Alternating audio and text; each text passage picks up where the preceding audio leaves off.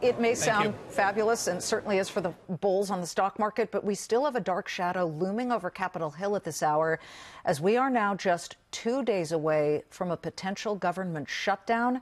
Just moments ago, and we just got this tape in, Senate leadership, Mitch McConnell, took the microphone to address questions over Congress potentially approving another temporary continuing resolution. This is the stopgap that would keep the government available to spend through February 16th. Here's what he said.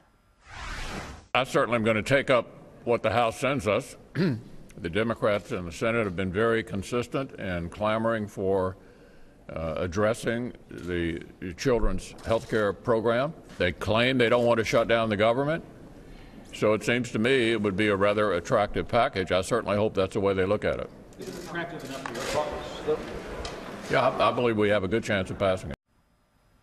But there's something missing in it, and in sharp contrast, right after that, Senate Minority Leader Chuck Schumer moments ago said there was, quote, broad revulsion among Senate Democrats. They would not likely support this continuing resolution because it does not deal with dreamers, the children of illegals who had come into this country and have now grown up, know no other home, and still live here. Meanwhile, over at the White House, you can kind of get a sense of where the White House stands on this. Press Secretary Sarah Sanders said finding a deal for DACA, the Dreamers, remains one of the top priorities for the White House. Specifically, she said, we very much want to get a Dreamer deal done.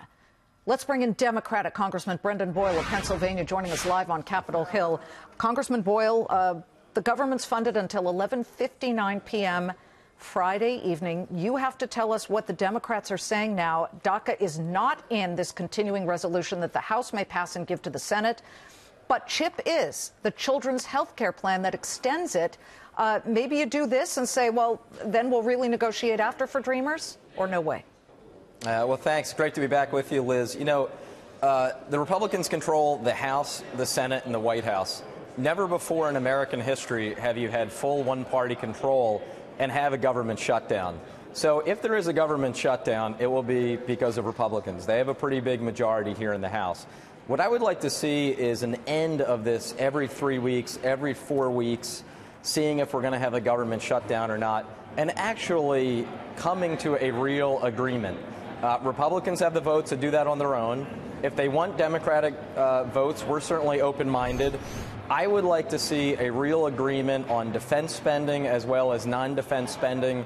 The proposal, the last one that I've heard of, would increase defense spending while holding non-defense spending constant. I don't think that's going to fly on our side of the aisle. There is also the issue about Dreamers as well, as we're coming up to that deadline in March, a deadline that President Trump created.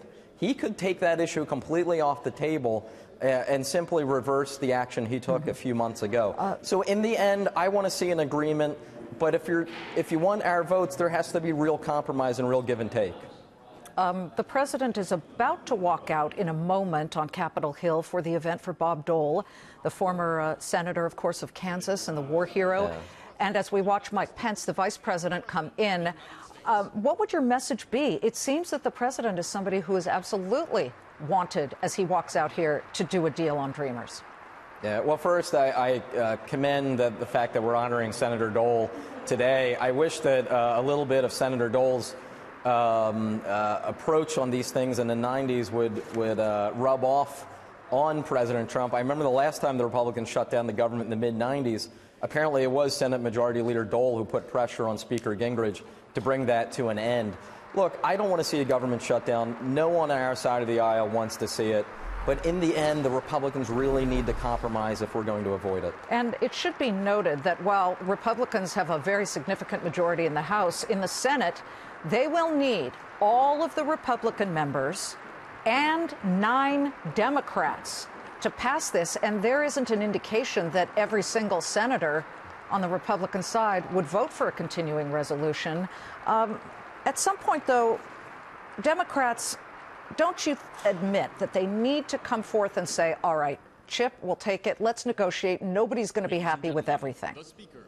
Well, the challenge is then where will we be in a month from now, when we'll be right back in the middle of this never-ending soap opera? I would rather come to an agreement and resolve this once and for all? Are we going to have continuing resolutions for the next several years? That's really not responsible governing.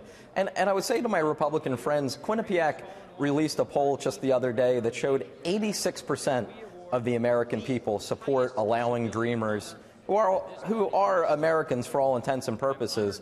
86% of the American people want to see them stay and not deported. Let's finally come to a resolution on this and push this issue to bed. Congressman Boyle, thank you for joining us.